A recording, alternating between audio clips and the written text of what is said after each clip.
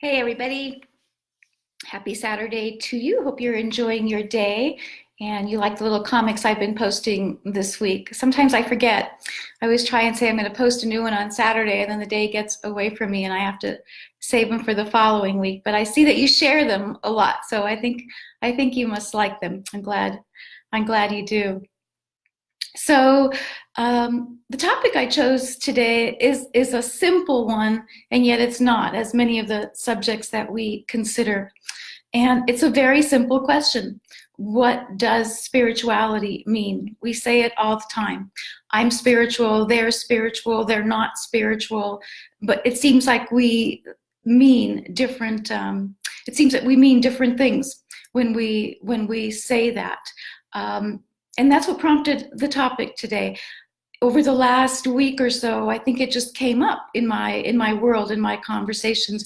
I heard 3 separate people say that. I'm spiritual, but not religious. That was the exact term. And yet I noticed that each of those people meant something completely different when they said that. So this is a term that's become one of those commonplace terms now. And I think that we're using it almost the way we used to say agnostic.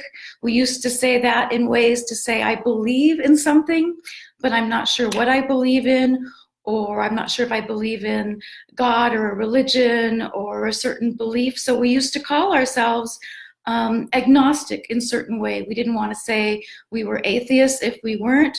We didn't want to claim an affiliation with a tradition or a religion if we weren't that. But these days we say, I'm spiritual. And we use that to mean a lot of different things, a lot of them which are more associated with other things that are not necessarily spirituality, like morals or ethics, or I don't know, I'll think of a few others as we go along here.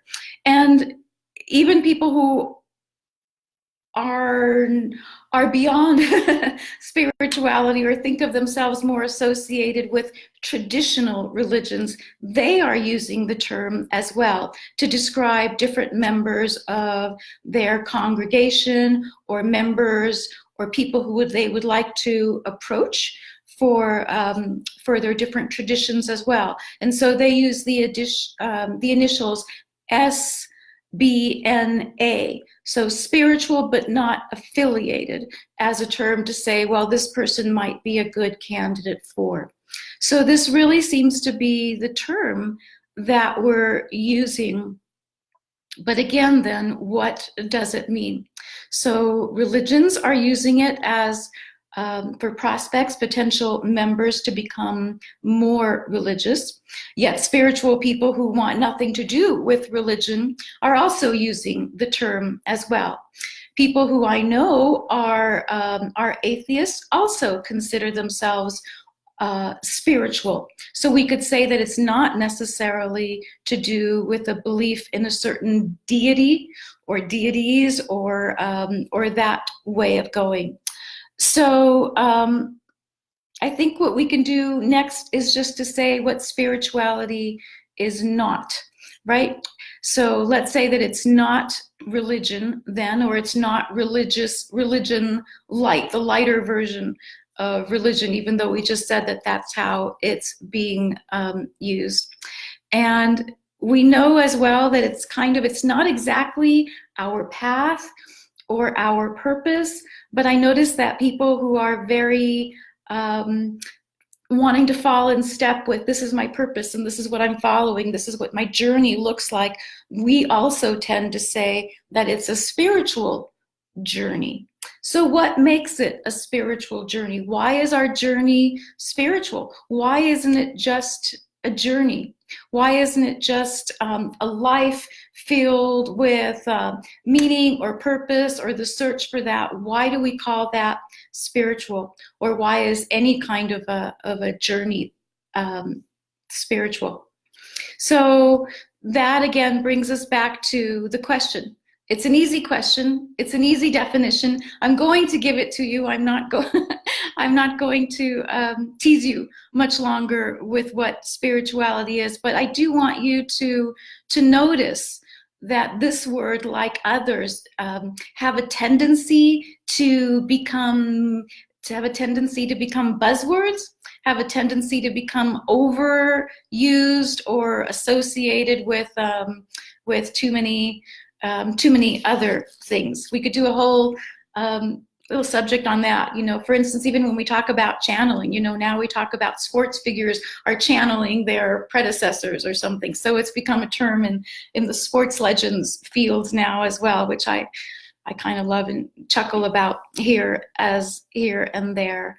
So spirituality, the origin of the word that we use, the way that we can most find or trace our origins to that, comes from the ancient Greeks, where we get a lot of other things from as well. A lot of meaning, our philosophies, things like that come from those traditions. So the ancient Greeks used the word pneuma, Pneuma, to denote spirit or spirituality. But really, if we were to use it the way they were using it, it would be more of a verb. So it would be more like not spirituality, the noun that we do or practice. It would be more like spiriting. It would be a real verb, like sprinting or running, but it would be spiriting. So pneuma, then, in that way, simply means breathing, or a resource, or sustaining the breath, everything to do with the breath, but not the way that we think of it today. So not just an in-breath or an out-breath or the act of breathing. Pneuma relates to the wholeness of the breath. So it would be the in-breath, the out-breath, the pause in between, and the slight pause or re-engagement from the out-breath back to the in-breath again. So it makes a complete cycle. And this complete cycle of regenerating or resourcing ourselves so that we could continue to be, this is pneuma, or whole breathing, or sustaining ourselves, resourcing ourselves. And this is what spirit or spirituality actually was. So it's more sustaining our wellness. So it is wholeness, or becoming whole through the breath, through a complete cycle of breathing, so that every part of us is nourished. And when every part of us is nourished, according to the ancient Greeks, that also included the spiritus, or the inbreathing of life, or life itself. And so that's what, in essence, spirituality goes back to. And you can see now why we make all these modern day associations, which are not inaccurate, but they're not accurate either. So if we were to look at spirituality, then it's what makes us whole. It's what connects us, or is us, more appropriately put. We are spirituality. We don't become spiritual. We don't learn spirituality. We don't learn how to become more spiritual, but we can learn how to breathe better, right? We can learn how to sustain the breath. We can learn how to breathe in a more relaxed way, or a relaxed setting, which then includes meditation and so many other practices of mindfulness or contemplation. So our spirituality is much more associated with the breath, but a little bit more than saying the common breath. So it includes our internal structure, our internal being, not just how we breathe and respond to external life. And for that reason, again, we can see why we use spirituality as we do. There's not that many words that we can use to describe our inner life, our inner world, not just our organs, but if we really turned ourselves inside out, it would describe our being, all those things that hold us together or make us what we are in the inner reality, which to some of us, it might be more real than the outer world that we can see and and touch. So spirituality or spirit, and all of those words that we are familiar with, inspire, respire, all of these words come from that original pneuma, that original breath.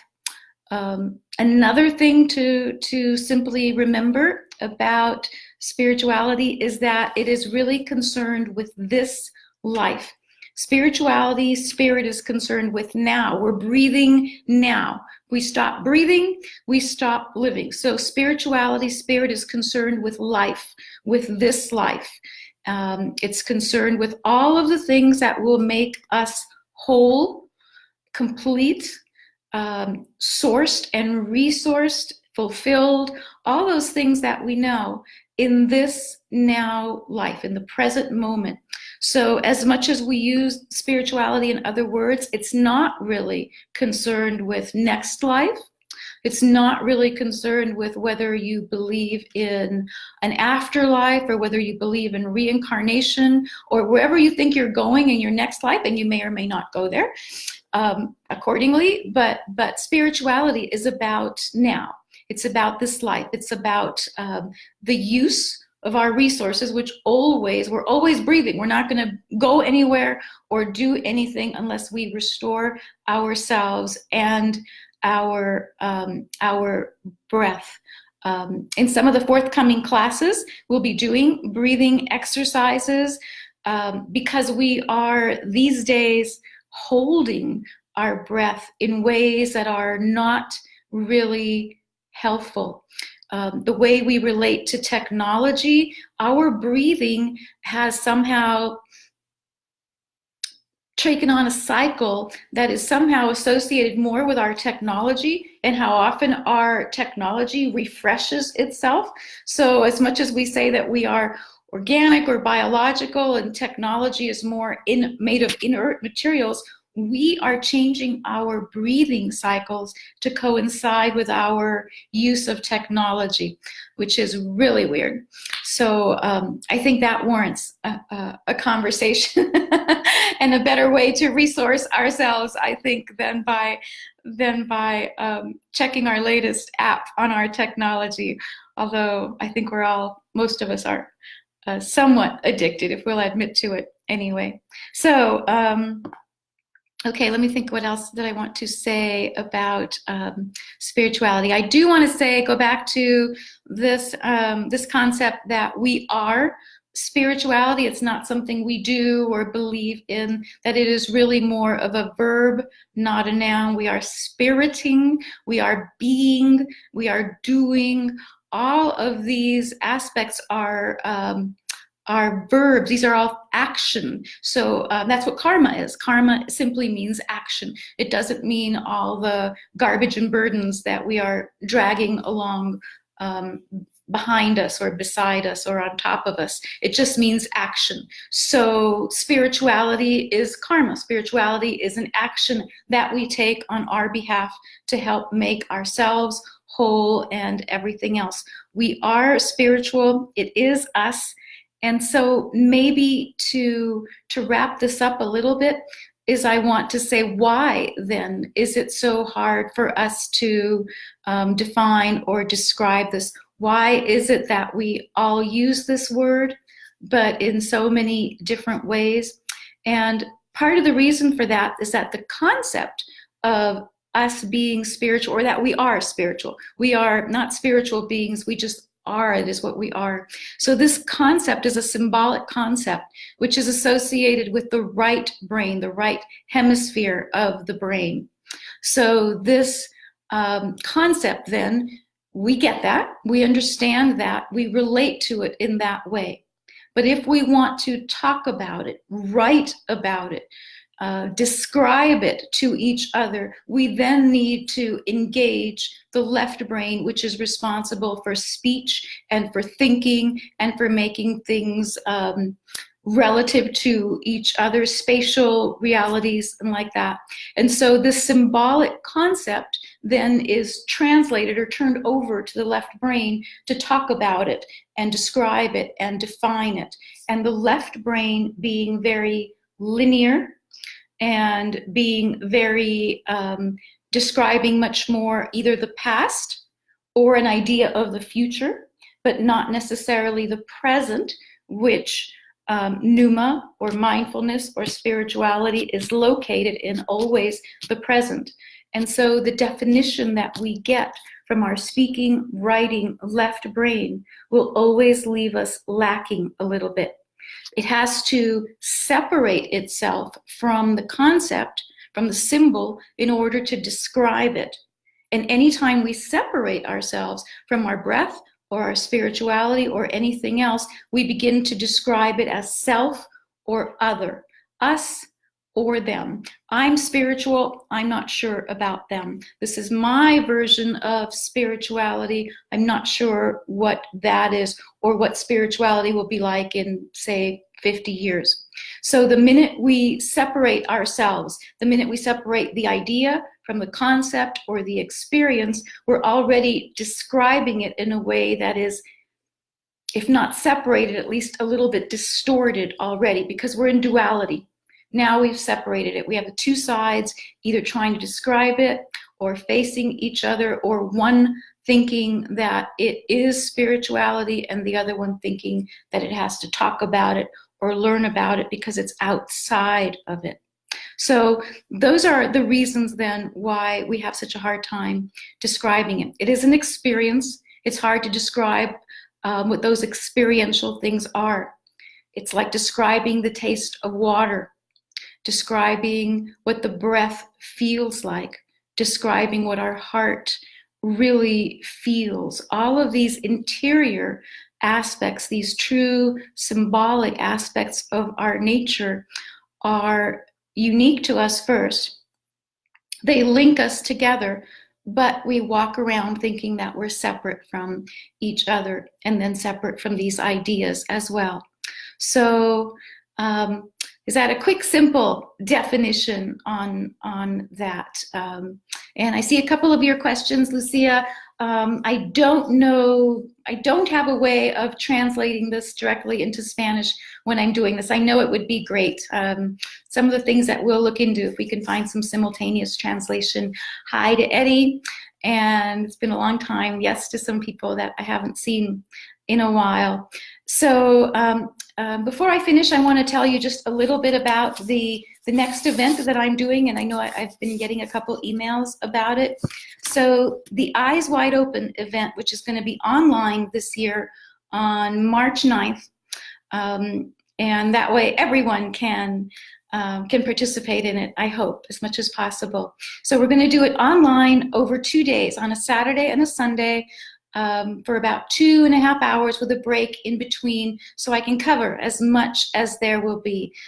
It'll be recorded as well, so you can listen to it live and you can stream it again later. We're going to work out time to have a question and answer session as well, and try to work that out for a few different time zones as well.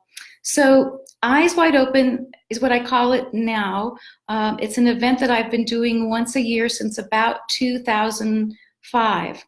It's been pretty popular, and I call it Eyes Wide Open now because things are happening so fast that if we don't keep our eyes open and pay attention, if we blink, we'll miss some things that we may need to know or would be helpful to know about.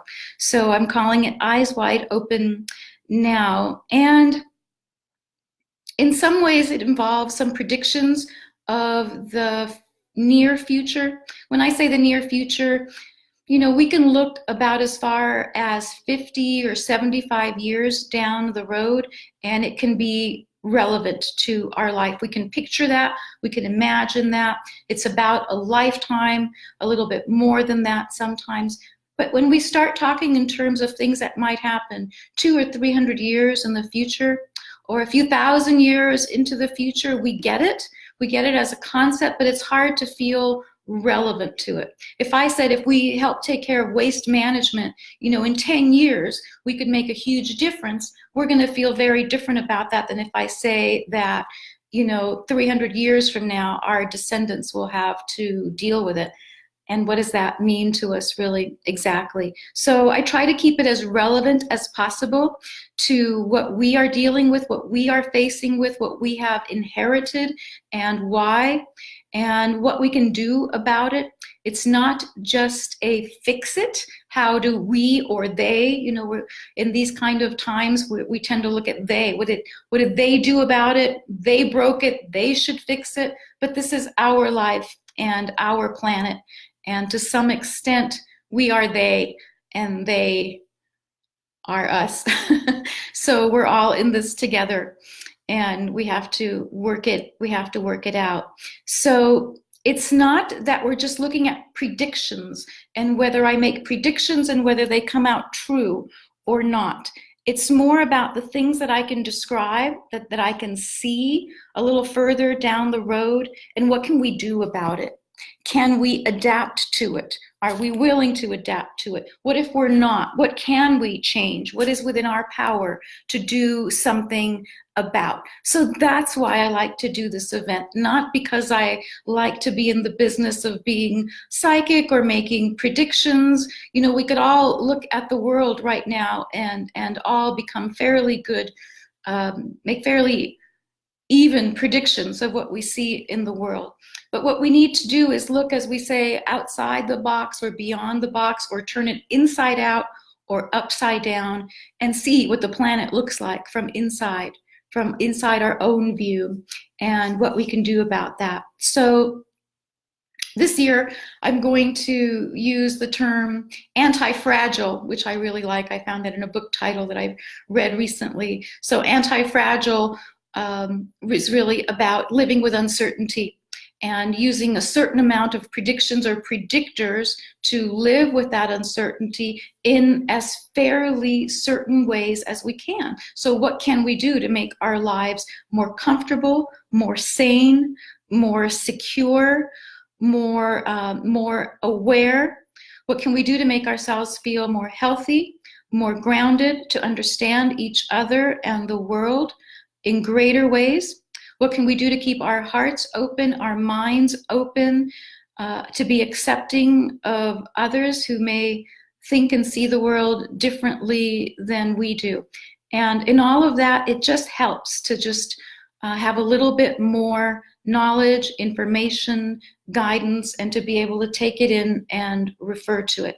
So that will be the next event coming up here on March 9th and 10th. I'll send out a newsletter soon. There'll be more details on that. You can sign up for the event already. You can register on the website. I think I put a link to it on Facebook here. You can go to pepperkeenlewis.com and look under participate under events. I think you can register already. And I'll give you more details about that too, as well as the next seminars that are coming up as well. Wisdom Rising and Language of the Birds comes up right behind those as well. And thanks for asking about those two. And in terms of physical events, the only one I have planned right now will be later this year. It'll probably be right around the end of October, and I am very excited to be going back to Moscow. Again, Moscow, Russia, where some of my very favorite people in the world are, and hope to be able to do some classes and visit friends there. It's been a long time, and we'll see what else comes up. So those are all the updates for now, and here's to our spirituality, and good wishes to all. I'll be seeing you again very soon. Bye-bye.